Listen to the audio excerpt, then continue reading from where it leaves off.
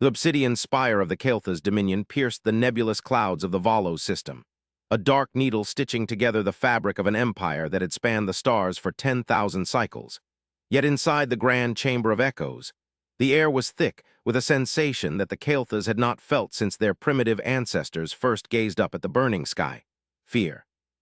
The chamber was vast, a cavernous hall hewn from black crystal that hummed with the ambient psychic resonance of the assembled delegates, representatives from 100 subjugated systems and allied sovereign states, all turned toward the central dais where High Chancellor Thraxus stood, his chitinous armor reflecting the dim, bioluminescent lighting that bathed the room in oppressive shadows.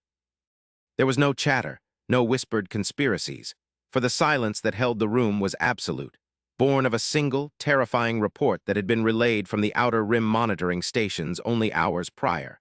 A report that defied the known laws of physics and military logic, confirming the approach of a vessel that existed only in the terrified myths of the elder races and the hushed warnings of the precursors. Thraxus gripped the podium, his multifaceted eyes scanning the assembly, seeing the tremors in the hands of the warrior caste and the pale, drained complexions of the scholar priests, knowing that he had to maintain the illusion of control even as the galaxy's most enduring nightmare manifested on their doorstep. The report was simple in its horror. The anomaly was not a fleet, not an armada, but a single entity, a silhouette against the void that absorbed light and radiated a gravitational wake so profound it distorted the orbits of moons as it passed. A vessel known in the oldest archives simply as the Eternal, the ship that had been sighted at the fall of the Zarian hegemony, the burning of the Cygnus Drift, and the collapse of the Antares Gate, always present, always silent, and always the harbinger of total, irreversible silence. The debate that had raged for hours had been circular and desperate, a chaotic swirl of accusations and panic masquerading as strategy, with the warlords of the Kraton sector demanding a preemptive strike with planet-cracking munitions, while the diplomats of the Silicoid web argued for immediate surrender and prostration in the hopes of mercy. Thraxus raised a hand, the chitin scraping against the stone, and the sound echoed like a thunderclap, silencing the rising murmur of the crowd as he prepared to speak, his voice amplified by the crystalline acoustics of the spire until it resonated in the chest of every being present. He spoke of history, of the long cycles of peace the Dominion had enforced through iron and will, and of the arrogance that had led them to believe they were the apex predators of the galactic ecosystem, an arrogance that was now crumbling before the reality of a species that had been dismissed as a minor curiosity only a few centuries ago. The humans, he reminded them, were supposed to be isolationists, trapped in their gravity well, obsessed with preservation and philosophy rather than conquest. Yet here was their flagship, a vessel that defied all classifications of tonnage and energy output, burning a path toward the Dominion's capital not with weapons charged, but with a terrifying, inexorable momentum that suggested they did not need to fight because they simply did not acknowledge the existence of obstacles. The High Chancellor's voice dropped an octave, becoming a low growl of terrified awe as he projected the sensor telemetry into the center of the room, a holographic sphere coalescing to show the object. A monolithic slab of gray metal, scarred by eons of cosmic dust and impact craters, devoid of the sleek lines and aesthetic grace of Kael'tha's engineering, looking less like a ship and more like a shard of a dead planet propelled by the will of a vengeful god. "It does not hail us," Thraxus intoned, the words heavy with the weight of impending doom. "It does not respond to the universal peace frequencies, nor does it acknowledge the sovereign boundaries of our exclusion zones. It simply moves, tearing through the hyperlanes with a brute force drive signature that mocks the elegance of our slipstream technology, and every analyst in the War College confirms the same impossibility. The energy readings emanating from its core are not fusion, not antimatter, not zero-point extraction, but something older, something stable and infinite that suggests the ship is not merely powered, but alive in a way we cannot comprehend." The holograph zoomed in, revealing the surface of the human vessel, a landscape of jagged trenches and towering spires that seemed to scrape the stars. And for a moment, the scale became apparent when the sensor overlay highlighted a Kael'tha's dreadnought, the pride of their fleet, superimposed against the hull of the human ship, appearing as nothing more than a G. Nat against the side of a mountain. A collective gasp rippled through the chamber, the sheer magnitude of the vessel shattering the remaining composure of the military commanders, For how could one fight a thing that possessed its own horizon? A thing that had likely witnessed the birth and death of stars before the Dominion had even learned to forge iron. The fear was compounded by the mystery of the humans themselves, a race that rarely left their territory, who sent no traders, no missionaries, only silent observers who watched from the fringes. And now, suddenly, their greatest work was here, not on the fringes, but piercing the heart of the capital system. As the council descended into renewed chaos, the great doors of the chamber shuddered, not from any mechanism, but from the sympathetic vibration of the planet itself, a low-frequency rumble that traveled up through the bedrock of the world, shaking the dust from the high vaulted ceilings and causing the delicate crystal sculptures of the ancestors to chime in dissonance. The atmosphere in the room shifted instantly from panic to a primal, frozen terror as the planetary defense grid alerts began to scream across the tactical displays, not reporting an attack, but reporting a shadow falling over the northern hemisphere, a physical eclipse caused by the arrival of the object in low orbit. They had bypassed the outer markers, bypassed the defense fleets, bypassed the orbital fortresses, simply appearing out of the superluminal void with a precision that should have been impossible for an object of such mass, hanging there in the sky above the capital city, a ceiling of gray steel that blotted out the sun and cast the world into an artificial twilight. The screens in the chamber flickered and died, replaced by a single static image, not a threat, not a weapon charging, but a symbol, a simple geometric representation of a golden record and a human hand, open, palm forward. It was the most terrifying thing the Kael'thas had ever seen, for in their culture an open hand was not a greeting, but a sign that the warrior had discarded his weapon because the enemy was so beneath notice that violence was unnecessary. The silence in the chamber was broken by the sound of the High Chancellor's datapad clattering to the floor, his claws numb, as a voice cut through the private and public communication channels alike, bypassing encryption keys that had taken supercomputers centuries to devise. The voice was not synthesized, nor was it the guttural growl of a conqueror. It was calm, weary, and sounded almost painfully old, a voice that carried the texture of dried parchment and ancient stone. "This is High Admiral Hideo Vance of the United Terran Preservation Vessel Eternal," the voice resonated, echoing from the personal communicators of every delegate, from the wall speakers, from the very air itself. "We request audience with the caretakers of this system. We do not seek conflict, but we require immediate synchronization with your planetary archives and access to your biodiversity vaults, for the time is short and the cycle is ending." The arrogance of the demand, to land to access the most sacred vaults of the Dominion, stunned the assembly, but Thraxus, sensing the inevitability of the situation, realized that denial was not an option. He looked at his generals, who stood paralyzed, their weapons useless against a ship that was currently displacing the atmosphere of their world, and he made the only choice a leader could make when facing a god machine. "Let them land," he whispered, his voice trembling. "Let them land and pray that they are as merciful as they are mighty." The landing of the shuttle from the Eternal was not the martial spectacle the Kael'thas expected. There were no drop pods, no escort fighters screaming through the air, only a single blocky transport that descended on a pillar of blue fire, landing in the plaza outside the spire with a heavy industrial thud that cracked the ancient paving stones. Thraxus, accompanied by his elite honor guard, warriors clad in ceremonial neo-steel armor and wielding plasma halberds, walked out to meet the visitors, the wind whipping his ceremonial robes, the air tasting of ozone and the strange, metallic scent that radiated from the human craft.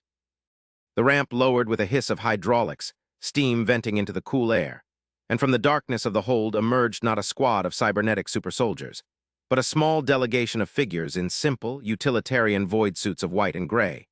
Their helmets retracted to reveal faces that were shockingly unaugmented, marked by wrinkles, and the simple, biological imperfections of a species that refused to edit its own genome. Leading them was a man who looked as though he had been carved from teak, his hair white, his eyes dark and filled with a sorrow so profound it felt like a physical weight. He walked without a weapon, his hands clasped behind his back, flanked by TW. Others who carried not rifles, but complex scanning devices and satchels filled with data crystals. "I am Thraxus," the High Chancellor stated, drawing himself up to his full height, towering over the human by nearly 2 heads. "You have violated our sovereign space, terrified our populace, and cast a shadow over our holy city.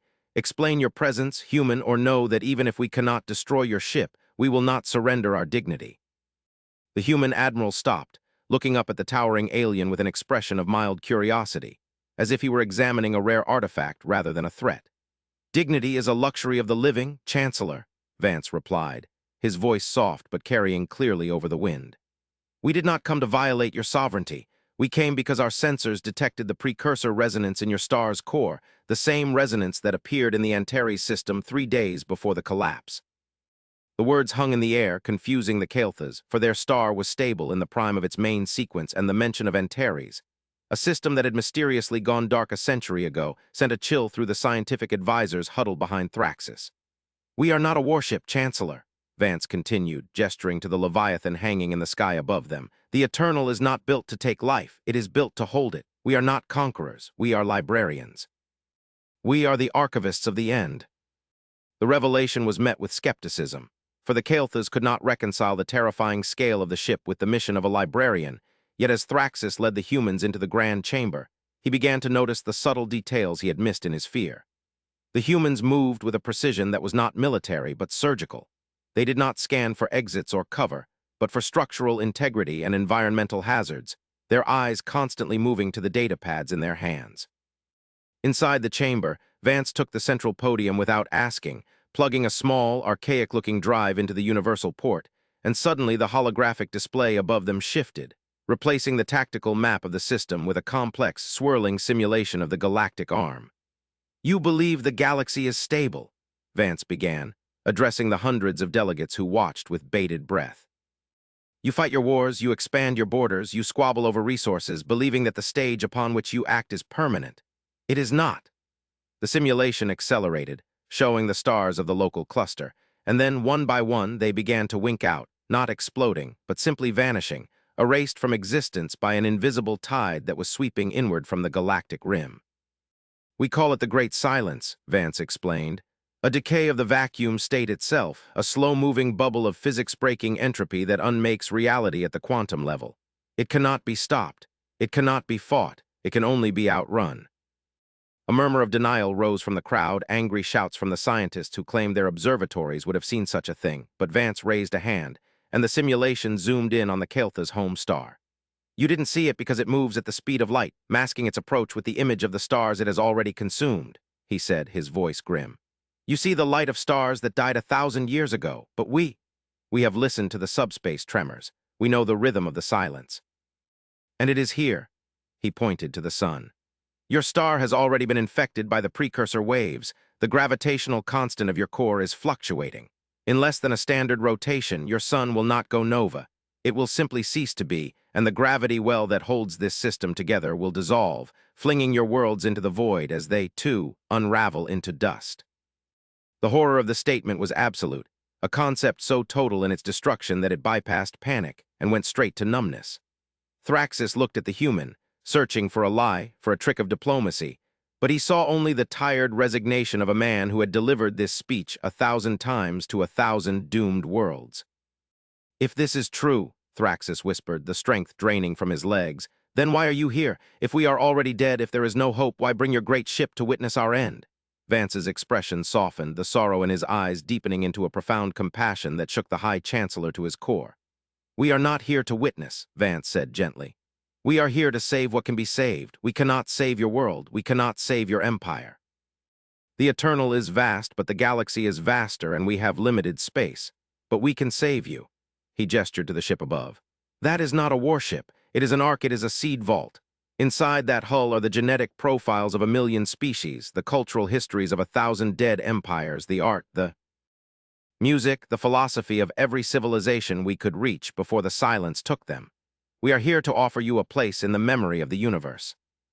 The transition from the council chamber to the interior of the Eternal was a journey from one reality to another.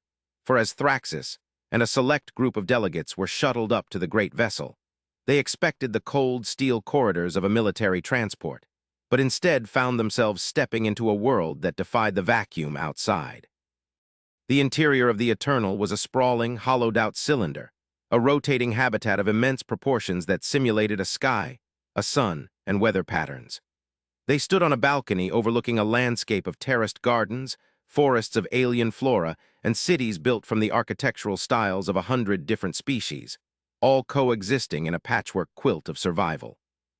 There were rivers flowing with water that had been harvested from the comets of the Orion Arm, and the air smelled of blooming jasmine and the dusty scent of old paper. This is your ship," Thraxus stammered, his mind unable to comprehend the sheer logistical miracle before him. "It is a world." "It is a lifeboat," Vance corrected, walking beside him. "We built it when we realized the silence was coming for Earth. We realized that fighting was useless. The only victory against oblivion is memory, so we became the keepers." They walked through halls lined with stasis pods, miles upon miles of them glowing with a soft amber light. "Genetic samples," Vance explained. "Embryos, seeds. We have the DNA of your entire ecosystem on file already, harvested by our probes over the last century. But we need the living. We need the culture." He led them to a massive library, a cathedral of knowledge where human scribes worked alongside aliens of species the Kael'thas had thought extinct, digitizing scrolls, recording songs, preserving the soul of the galaxy. "We cannot take everyone," Vance said, the hard truth hanging between them. "We can take 100,000 of your people. Scientists, artists, children, the rest must remain." The weight of the choice crushed Thraxus. To choose who lived and who died, to abandon his world to the nothingness while a select few fled into the dark. It was a cruelty beyond measure, yet as he looked at the faces of the humans, he realized it was the only mercy available. They were not gods. They were just people who had accepted the burden of being the designated survivors. The diplomatic tension that followed was unlike any political maneuvering the Kael'thas had ever known. There were no trade deals, no border disputes, only the frantic, heartbreaking logistics of evacuation. The Eternal opened its hangars and the shuttles began to fly, carrying the treasures of the Kael'thas, the statues of the first kings, the data cores of the Grand Library, the sacred saplings of the World Tree, and the people. The lottery was ruthless, conducted by an algorithm that prioritized genetic diversity and youth, tearing families apart, separating lovers, a scene of tragedy played out on a planetary scale. Throughout it all, the humans remained stoic, their calmness acting as an anchor in the storm of grief. They worked with efficient tenderness, guiding the terrified refugees, securing the cargo, their faces masks of professional detachment that occasionally slipped to reveal the toll this duty took on them. Thraxus watched Vance as the hours ticked down, seeing the Admiral standing on the bridge of the Eternal, watching the planet below with a vigil that felt religious. "How do you do it?" Thraxus asked, standing beside the human commander as the final shuttles docked. "How do you watch worlds die over and over and keep going? How is this not a curse?" Vance turned to the view screen where the sun of the Volos system was beginning to dim, the light shifting to a sickly violet hue. "It is a curse," Vance admitted, his voice rough. "But it is also a promise. We promised that they would not be forgotten. That when the universe restarts, or when we find a place where the silence cannot reach, we will plant these seeds again. We are the bridge between the cycle that is ending and the one that is yet to begin." The departure was the moment the Kael'thas finally understood the true nature of the most feared warship. As the Eternal engaged its engines, the gravitational stabilizers groaning against the dying physics of the system, the Kael'thas who remained on the planet, the billions who would not be saved, did not fire upon the ship in anger. They did not curse the humans. Instead, as the sky turned purple and the stars began to vanish from the firmament, the people of Volos looked up and saw the massive drive plume of the Eternal lighting up the darkness, a brilliant star of hope moving away from them. They understood that their death was inevitable, but that their existence would continue. The ship was not a weapon of death. Truction, it was a reliquary. It was the only thing that made their death meaningful because it ensured they had once lived. As the Eternal slipped into the slipstream, leaving the doomed system behind, Thraxus stood on the observation deck, watching his home disappear. The sensor feed showed the star collapse, not into a black hole, but into nothingness, a flat gray erasure of space that swallowed the planets in silence. There was no explosion, no grand finale, just a deletion. He wept, his chitinous armor shaking with his sobs, and felt a human hand on his shoulder. It was Vance. "Come," the Admiral said gently. "There is work to do. We have to catalog the history of the Kael'thas. We have to teach the children of the other races who you were. Your watch is not over, Chancellor. It has just changed venue." Days turned into weeks aboard the Eternal, and the shock of loss began to transmute into a grim determination among the Kael'thas' survivors. They integrated into the strange, polyglot society of the ship, finding their place among the refugees of 100 other worlds. Thraxus found himself sitting in council not with warlords, but with poets and geneticists, debating not the borders of territory, but the preservation of dialects and the optimal temperature for storing fungal spores. He learned the history of the humans, how they had been the first to detect the silence, how they had dismantled their own warships to build the eternal, sacrificing their capacity for war to ensure the capacity for survival. He learned that the ship was armed, yes, but its weapons were designed to clear debris, to shatter asteroids, to defend the cargo, never to conquer. The irony that the galaxy feared them as the destroyers of worlds was a bitter joke to the crew. They were the only ones trying to save them. However, the journey was not without its perils. The silence was not merely a natural phenomenon. As the Eternal traveled deeper into the galactic core, attempting to outrace the wave of entropy, the scientists began to detect patterns in the decay. The nothingness was not random. It was hunting. It reacted to concentrations of mass and energy, drawn to the vibrant lights of civilization like a predator to a heartbeat. The Eternal, with its immense power signature and its density of life, was a beacon in the dark. The humans had known this, Thraxus realized. They were not just running, they were luring. They were acting as a decoy, drawing the attention of the silence away from the few scattered pockets of primitive life on the rim that might stand a chance of evolving unnoticed. The revelation came during a crisis meeting in the ship's tactical center. The alarms were blaring, a sound that Thraxus had learned to dread, signaling that the wave was gaining on them. The holographic display showed the event horizon of the silence reaching out like a claw, closing the distance. "We are too heavy," the chief engineer, a woman with cybernetic eyes and grease-stained hands, reported grimly. "The mass of the new refugees, the gravitational drag is slowing us down. We can't hit the next jump point before the wave intercepts us." The room fell silent. The equation was simple, shed mass or die, but mass on the Eternal meant history. It meant samples, it meant people. Vance stared at the display, his face a mask of stone. "We do not jettison cargo," he said, his voice absolute. "We do not jettison passengers, that is the one rule." "Then we fight," Thraxus said, surprising himself. The humans looked at him. "You said this ship has weapons, you said it was built to defend. If the silence is hunting us, then it has a consciousness or at least a behavior. Can it be distracted? Can it be hurt?" Vance looked at the Kael'tha's chancellor, a spark of interest in his eyes. "We have never tried to hurt it, we have only run to fight it. We would have to turn the ship around, we would have to face it. And if we fail, everything, the genetic history of the galaxy, is gone." "If we do not turn," Thraxus countered, tapping the display, "it is gone anyway. The Kael'thas do not die running, we die facing the storm. Let us show this nothingness that we are not just dust waiting to be swept away." The decision was made. For the first time in its history, the Eternal did not jump away from the catastrophe. It turned its prow into the void. The maneuver was a masterpiece of stellar engineering, the massive thrusters firing in a sequence that groaned against the structural limits of the hull, spinning the multi-kilometer-long vessel around until its main deflectors faced the encroaching wall of gray non-existence. The sensation on the ship was terrifying, the artificial gravity fluctuating, lights flickering, as the crew, human, Kael'thas, and a dozen others, manned their stations with the desperate focus of the condemned. "All power to the main array," Vance ordered, strapping himself into the command chair. "Initialize the singularity projector. As if it wants to eat gravity, let's feed it something it can't swallow." The Eternal possessed a weapon that was a secret even to most of its crew, the Singularity Lance. It was a piece of technology salvaged from a dead race of energy beings, a device that could momentarily create a point of infinite density, a miniature Big Bang. It was dangerous, unstable, and had never been tested in combat, but it was the only thing that might disrupt the coherence of the entropy wave. As the wall of silence rushed toward them, a tsunami of erasure that blotted out the stars, the Eternal fired.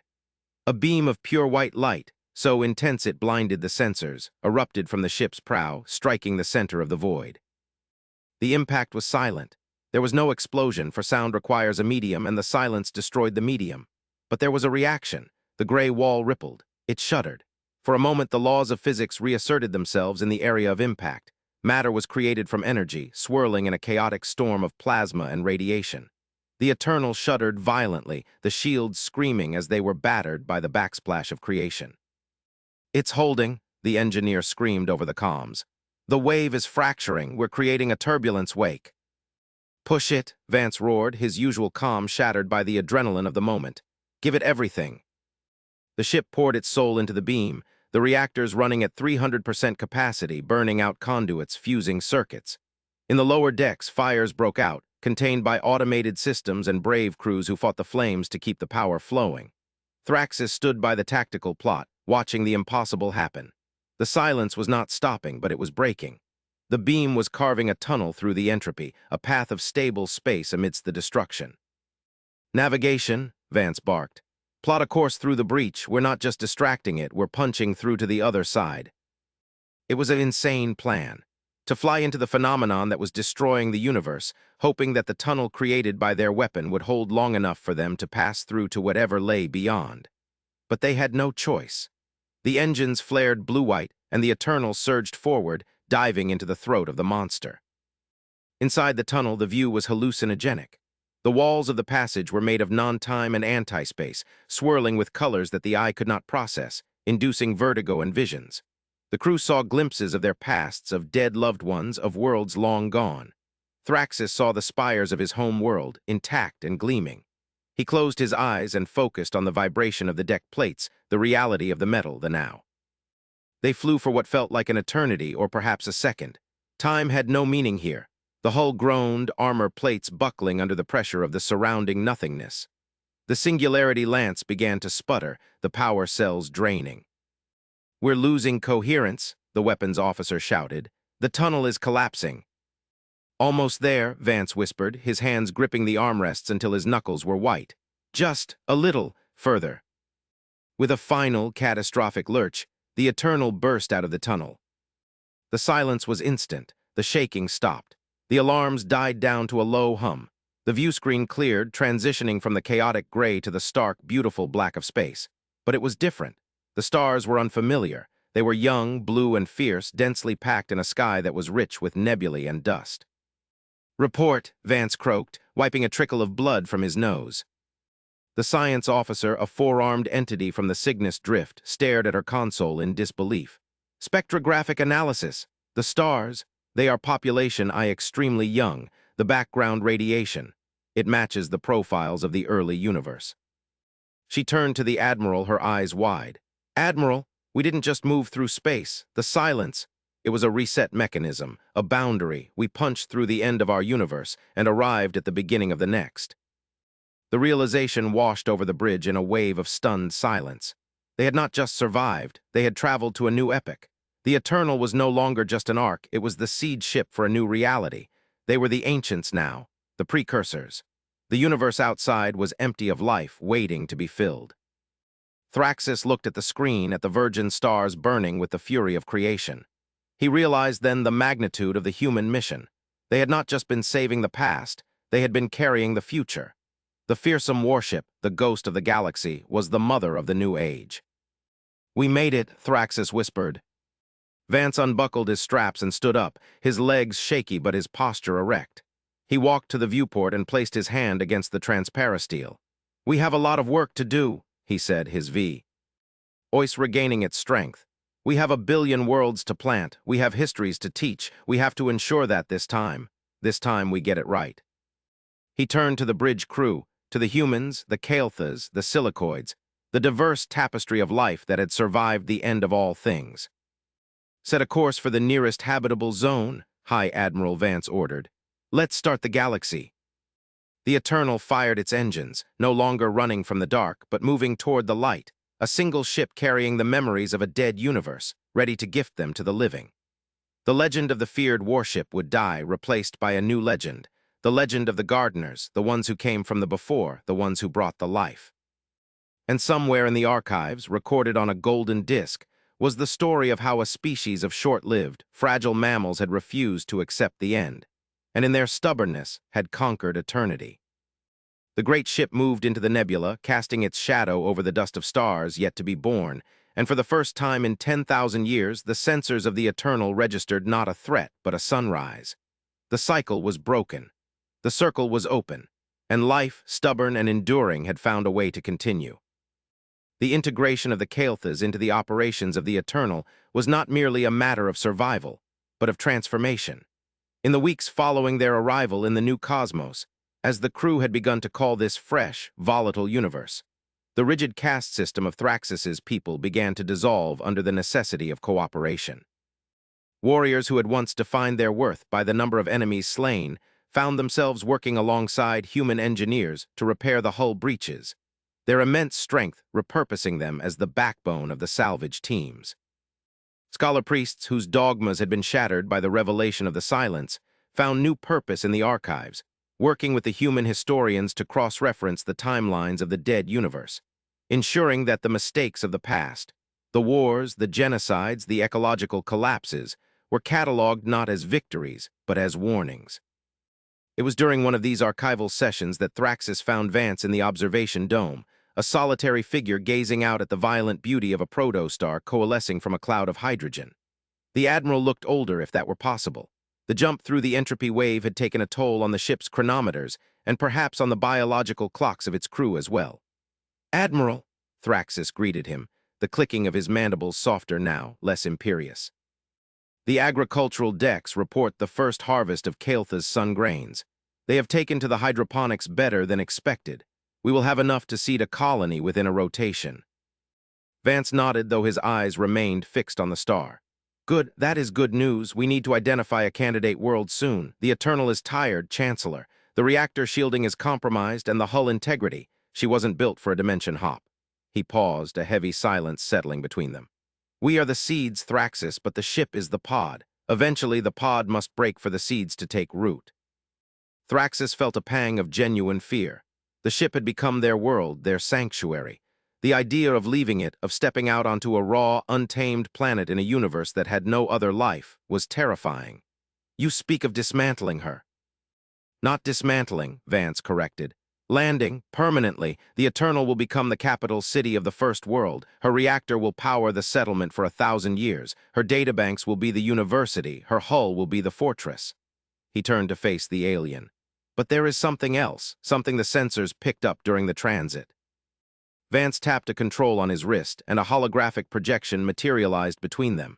It was a recording of the moment they had punched through the tunnel, but filtered through a spectrum Thraxis had never seen.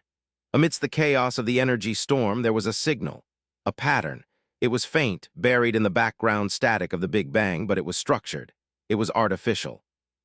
"We are not the first," Vance said quietly. Thraxis stared at the waveform. "Impossible. The universe is new. The stars are barely igniting." "This signal isn't from this universe," Vance said. "It's a carrier wave, like us. It's a message from another survivor, another arc." The implication staggered Thraxis. They had assumed they were the sole inheritors of existence, the lonely gods of a new creation. But if there were others? "Who?" Thraxis asked. "We don't know," Vance admitted. "The signal is ancient, even here. It might be from a cycle before ours, a universe that died before our own was born. It seems the instinct to survive, to defy the end, is not unique to humanity, nor to this galaxy." He pointed to a vector on the star chart. "The signal is originating from a dense cluster of black holes near the galactic core, a gravitational anchor. Someone else made the jump, Thraxis, and they are waiting." This changed everything. The mission was no longer just about planting seeds. It was about contact. It was about finding the other lonely travelers in the night. "Do we go to them?" Thraxis asked, feeling the old warrior instincts flaring up, but tempered now by caution. "We must," Vance said. "If they are like us, they are allies. If they are the cause of the silence, then we need to know that too." The Eternal altered its course once more. The damage to the engines meant the journey would be slow, months of travel through the dense, radioactive fog of the young galaxy. But the crew had a new purpose. The tension that had existed between the species evaporated completely, replaced by a unified curiosity. They were no longer refugees, they were explorers. As they drew closer to the coordinates, the nature of the cluster became apparent. It was not a natural formation. The black holes were arranged in a perfect tetrahedron, artificially maintained to create a gravity-free pocket of calm space in the center, the eye of a hurricane. And in that eye floated a structure. It dwarfed the Eternal. It was a megastructure, a Dyson ring built not around a star, but around a singularity, harvesting the rotational energy of the black hole itself. It was dark, silent, and looked as old as time. "Hail them," Vance ordered from the bridge. "No response on standard frequencies," the comms officer reported. "But I'm detecting a passive scan. They know we're here, they're reading us, deep scans. They're reading our DNA, our database, everything." Suddenly, the lights on the bridge turned red, then blue, then settled into a warm, golden hue. A voice filled the room, not from the speakers, but projected directly into their minds. It was not a spoken language, but a transfer of pure meaning, instantly translated by their brains. "Welcome, children of the next cycle. We have waited long." "Identify yourselves," Vance said, speaking to the air. "We are the remnant. We are the memory of the first cycle. We watched the flame die and rekindle. We saw you cross the threshold. You are strong." The view screen zoomed in on the ring. A section of the megastructure began to glow, opening a hangar bay that was the size of a continent. "Enter, bring your seeds, bring your stories. The library is open." Thraxis looked at Vance. The human admiral was smiling, a genuine, tired, triumphant smile. "It seems," Vance said, "that we are not just starting a world, we are joining a federation." The Eternal glided into the hangar of the ancient structure, a tiny speck of metal entering the cathedral of the gods. As they docked, they saw other ships, strange, crystalline vessels, organic bioships, ships made of pure energy, resting in the berths. They were the orcs of other universes, other timelines, gathered here in the space between spaces, the repository of all existence. Humanity had been underestimated. They had been feared as destroyers. But in the end, they had proven to be the most vital thing of all. They were the ones who refused to let the story end. And as Thraxis stepped off the airlock onto the platform of the Remnant, walking side by side with Hideo Vance, he knew that the fear was gone. There was only the Eternal, and it was just beginning.